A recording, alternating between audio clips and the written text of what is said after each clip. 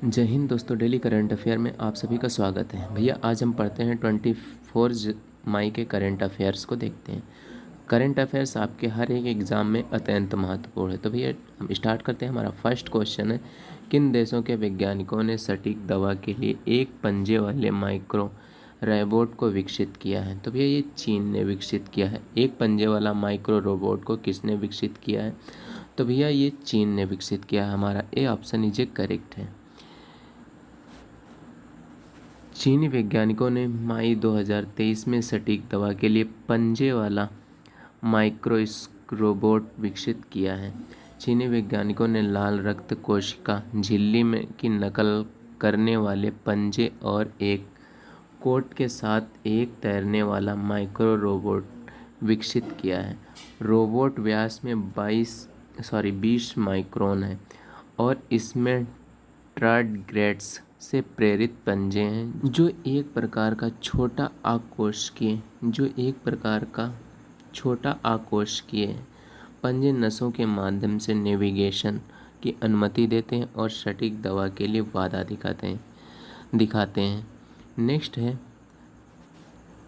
पंजे वाले micro robot को लाल रक्त कोशिका झिल्ली के रूप में प्रच्छन्न बाहरी परत होती है जो वाहिकाओं के भीतर दीवार पर एक आसंजन को बेहतर बनाती है। शोधकर्ताओं ने खरगोश की नस में रोबोट की गतिविधि और गतिशीलता की निगरानी की और उच्च प्रभाव दर को बहुत प्रभावी चुंबकीय प्रणोदन देखा। यानी पहले ये चीज़ भी खरगोश पर किया गया था, उसके बाद में माइक्रो रोबोट को इसको बनाया गया। नेक्स्ट है हमारा क्वेश्चन, पीएम मोदी ने मई 2023 में किस स्थान पर महात्मा गांधी की एक प्रतिमा का अनावरण किया है? तो पीएम नरेंद्र मोदी ने भी मई 2023 में किस देश में महात्मा गांधी की प्रतिमा का अनावरण किया है? तो यह जापान में प्रतिमा का अनावरण किया है, क्योंकि इस समय प्रधानमंत्री नरेंद्र मोदी विदेश दौरे पर थे। अब इसके बारे में जान लेते हैं। पीएम नरेंद्र मोदी ने मई 2023 में जापान के हिरोशिमा में महात्मा गांधी की प्रतिमा का अनावरण किया है। प्रधानमंत्री नरेंद्र मोदी ने G7 शिखर सम्मेलन में भाग लेने के लिए जापान में थे। यानी G7 में भाग लेने के लिए भैया जापान गए थे। हिरोशिमा में महात्मा गांधी ने एक प्रतिमा का अनावरण किया है। इसका मकसद क्या है? अहिंसा के विचार को आगे बढ़ाना है। और G7 में भी ये कौन कौन से देश हैं? तो उसमें है जापान है, इटली है, कनाडा है, फ्रांस, अमेरिका, ब्रिटेन और जर्मनी। इसमें 7 देश शामिल हैं। पहले रूस था तो भी ये G8 था, अब G7 है। नेक्स्ट है देख लेते हैं, जापान ने अपने G7 प्रेसिडेंट के तहत ऑस्ट्रेलिया, ब्राज़ील, कोमोसो, कुक आइलैंड, भारत, इंडोनेशिया, दक्षिण कोरिया और वियतनाम के नेताओं को आमंत्रित किया था। G7 सम्मेलन के लिए भारत के अतिथि के रूप में आमंत्रित किया गया था। यानी G7 में भाग लेने के लिए भारत को मुख्य अतिथि के रूप में बुलाया गया था। आमंत्रित अतिथियों देशों के साथ में उनकी पहुंच के संबंध में G7 शिखर सम्मेलन की प्राथमिकताओं को व्यापक शर्त परमाणु निरस्त्रीकरण, आर्थिक लचीलापन और आर्थिक सुरक्षा, क्षेत्रीय मुद्दा, जलवायु, ऊर्जा और भोजन, स्वास्थ्य और विकास पर ये भी बातें हुई थी। यानी इन संबंधों पर चर्चा हुई थी। नेक्स्ट है क्वेश्चन, भारत मई 2023 में किस देश के साथ व्यापार और रक्षा के सहयोग को गहरा करने के लिए सहमत हुआ है? तो भारत ने मई 2023 में किस देश के साथ व्यापार और रक्षा के सहयोग को गहरा करने के लिए सहमत हुआ? तो दक्षिण कोरिया। हमारा ये ऑप्शन इज करेक्ट है। भारत दक्षिण कोरिया मई 2023 में व्यापार और रक्षा सहयोग को गहरा करने में सहमत हुए। भारत और दक्षिण कोरिया व्यापार और निवेश, IT, हार्डवेयर निर्माण और रक्षा जैसे क्षेत्रों में सहयोग करने के लिए सहमत हुआ है। द्विपक्षीय संबंधों को मजबूत करने में अपनी प्रतिस्पर्धा को पूर्ति की है। उन्होंने भारत में G20 अध्यक्षता और दक्षिण कोरिया में हिंद प्रशांत रणनीति पर चर्चा की है।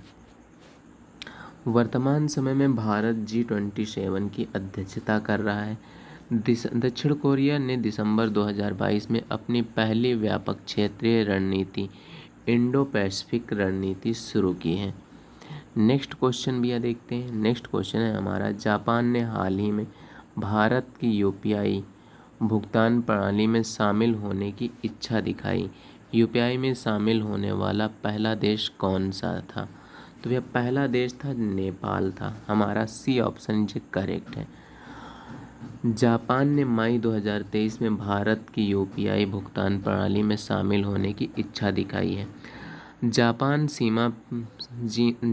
सीमा पार लेनदेन और भुगतान तंत्र को बढ़ाने के लिए भारत ने एकीकृत भुगतान इंटरफेस यानी UPI भुगतान प्रणाली को अपनाने पर विचार कर रहा है। यानी जापान सीमा पार लेनदेन के लिए किस एकीकृत को भुगतान के लिए प्रणाली को अपनाने के लिए विचार कर रहा है? तो भैया UPI को जापान अपनाने के लिए विचार कर रहा है।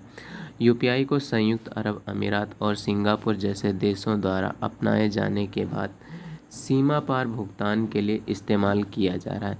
UPI भैया जैसे है तो वहाँ संयुक्त अरब अमीरात में यूज किया जा रहा है और सिंगापुर में यूज किया जा रहा है। और पहला देश कौन सा है जिसने भैया UPI को अपनाया था? तो पहला देश भैया नेपाल है जिसने UPI को अपनाया था। नेक्स्ट क्वेश्चन, अब इसके नेक्स्ट पॉइंट के बारे में जानें। जापान UPI प्लेटफॉर्म के अध्ययन करने के लिए भारत में एक टीम भेज रहा है। अगर जापान UPI को अपनाता है और अंततः नेटवर्क को जोड़ने में विचार करेगा, यानी जापान की टीम भारत में आएगी और वह UPI के प्लेटफॉर्म के बारे में जानकारी लेगी। उसके बाद में जापान UPI को अपनाएगा। नेपाल भारत में UPI सिस्टम अपनाने वाला पहला विदेशी देश है। गेटवे भुगतान सेवा नेपाल में अधिकृत भुगतान प्रणाली ऑपरेटर है।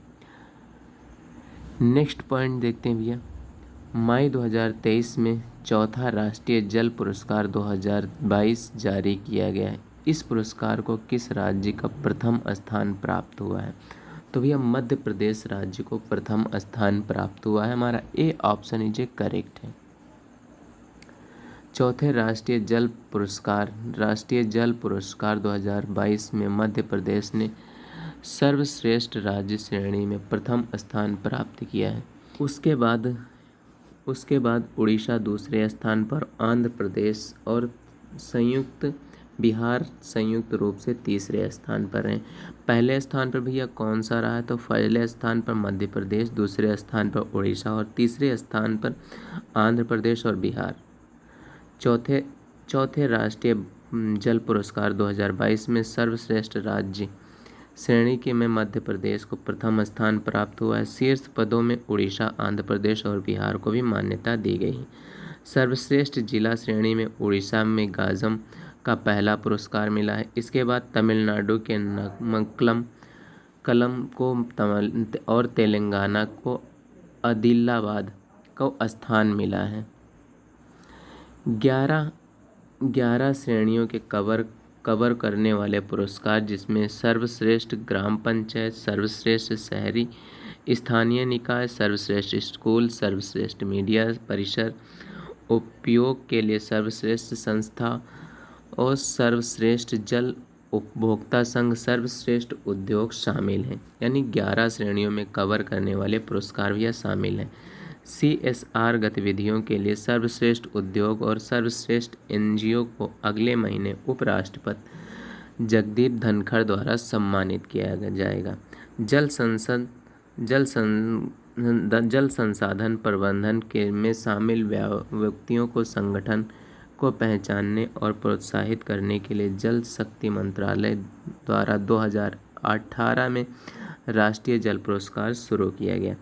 जल संसाधन प्रबंधन में उनके अनुकरणीय कार्य के लिए प्रत्येक श्रेणी के विजेताओं को प्रशिक्षित पत्र, ट्रॉफी और नगद पुरस्कार दिया जाता है। जल प्रबंधन संसाधन में शामिल व्यक्तियों को संस्थान में पहचानने और प्रोत्साहित करने के लिए जल शक्ति मंत्रालय द्वारा 2018 में भी यह शुरू किया गया था। राष्ट्रीय जल पुरस्कार से सम्मानित किया जाता है शुरू किया गया था। जल संसाधन प्रबंधन और अनुकरणीय कार्यों के लिए प्रत्येक श्रेणी में विजेताओं को ट्रॉफी और नगद पुरस्कार प्रदान किया जाता है। नेक्स्ट क्वेश्चन देखते हैं, किस राज्य के कैबिनेट में युवाओं के लिए नई योजना मुख्यमंत्री सीखो कमाओ योजना को मंजूरी दी गई है? तो किस राज्य द्वारा कैबिनेट में युवाओं के लिए नई योजना मुख्यमंत्री सीखो कमाओ योजना को मंजूरी दी गई है? तो मध्य प्रदेश राज्य द्वारा युवाओं के लिए एक नई योजना लॉन्च की गई है जो मुख्यमंत्री सीखो कमाओ योजना है। यह भी मध्य प्रदेश राज्य सरकार द्वारा चालू की गई है। मध्य प्रदेश के कैबिनेट में युवाओं के लिए मुख्यमंत्री सीखो कमाओ योजना को मंजूरी दे दी गई है। मध्य प्रदेश राज्य मंत्रिमंडल में राज्य में बेरोजगार युवाओं और उनके के लिए मुख्यमंत्री सीखो कमाओ योजना नामक एक नई योजना को मंजूरी दी है। इस योजना में 12वीं कक्षा IIT स्नातक और परास्नातक उत्तीर्ण युवाओं को उपलब्ध कराया जाएगा। इसमें भैया कौन कौन से बच्चे शामिल होंगे? तो 10th के शामिल होंगे, IIT के शामिल होंगे, स्नातक और परास्नातक उत्तीर्ण युवाओं को उपलब्ध कराया जाएगा। युवाओं को कौशल सिखाने के लिए प्रतिमाह 8,000 रुपये से लेकर 10,000 रुपये तक का वजीफा यानी स्कॉलरशिप प्रदान की जाएगी। अब यह इम्पॉर्टेंट फैक्ट देख लेते हैं जो हमारे रिपीटेड करंट क्वेश्चन से होते हैं और इम्पॉर्टेंट होते हैं। तो भैया हमारा फर्स्ट है इम्पॉर्टेंट फैक्ट, केंद्रीय गृह और सहकारिता मंत्री अमित शाह ने गुजरात के द्वारा तटीय प्लूसिंग में राष्ट्रीय अकादमी के स्थायी परिसर पर आधारशिला रखी है। गुजरात के मुख्यमंत्री कौन है? तो भूपेंद्र पटेल हैं। और भैया यहाँ के अभ्यारण्य के बारे में जान लेते हैं। जल सरोवर पक्षी अभ्यारण्य, करकरा परमाणु ऊर्जा संयंत्र है, नारायण सरोवर वन्यजीव अभ्यारण्य, Sardar Sarovar hydro electric power plant है और पोरबंदर झील वन्यजीव अभ्यारण्य है। नेक्स्ट देखते हैं भैया, नेक्स्ट पॉइंट है हमारा जैव विविधता चिंताओं के समझ और जागरूकता को बढ़ावा देने के लिए हर साल मई 2022 में अंतर्राष्ट्रीय जैव विविधता दिवस मनाया जाता है।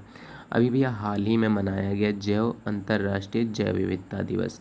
जैव विविधता के लिए अंतर्राष्ट्रीय दिवस 2023 का विषय यानी थीम थी समझौते से कार्रवाई तक जैव विविधता का निर्माण है। नेक्स्ट पॉइंट है कारपोरेट मामले के मंत्रालय ने MCA रजिस्टर से कंपनियों को हटाने की प्रक्रिया में केंद्रीकृत करने के लिए centre for processing accelerated corporate exit की स्थापना की है। नेक्स्ट पॉइंट है हमारा ब्रिटेन स्थित अरबपति व्यापारी और हिंदुत्व समूह के अध्यक्ष श्री चंद परमानंद हिंदुजा का 87 वर्ष की आयु में लंदन में भी यह निधन हो गया है। ब्रिटेन के स्थित अरबपति थे व्यवसायी और हिंदुजा समूह के अध्यक्ष श्री चंद्र रामा परमानंद हिंदुजा का 87 वर्ष की आयु में भी यह निधन हो गया है। केंद्रीय स्वास्थ्य मंत्रालय ने प्राथमिक स्वास्थ्य केंद्रों PHC के माध्यम से 2025 तक उच्च रक्तचाप के मधुमेह वाले 75 बिलियन लोगों को मानक देखभाल प्रदान करने के लिए 75/25 पहल को लागू किया है। नेक्स्ट पॉइंट है प्रधानमंत्री नरेंद्र मोदी ने नई दिल्ली में प्रगति मैदान में अंतर्राष्ट्रीय संग्रहालय एक्सपो 2023 का उद्घाटन किया है। उन्होंने उत्तर और दक्षिण ब्लॉक में आगामी राष्ट्रीय संग्रहालय में वर्चुअल भैया उद्घाटन किया था। नेक्स्ट है हमारा केंद्रीय कार्मिक लोक शिकायत और पेंशन राज्य मंत्री डॉक्टर जितेंद्र सिंह ने पुराने पेंशन मामलों को से संबंधित करने और हल करने के लिए नई दिल्ली में 8वीं अखिल भारतीय पेंशन अदालत का उद्घाटन किया है। नेक्स्ट है केंद्रीय सूचना और प्रसारण राज्य मंत्री एल मुरुगन एल मोर्गन ने कांस में मार्च डे फिल्म में भारतीय पेविलियन का उद्घाटन किया है। भारत 50 से अधिक भाषाओं में 3000 से अधिक फिल्मों के साथ दुनिया भर में सबसे बड़ा फिल्म निर्माता है। नेक्स्ट पॉइंट है, भारत के अरुणाचल प्रदेश में ईटानगर में संपन्न दक्षिण एशियाई युवा टेबल टेनिस चैंपियनशिप 2023 में 16 स्वर्ण पदक जीते हैं।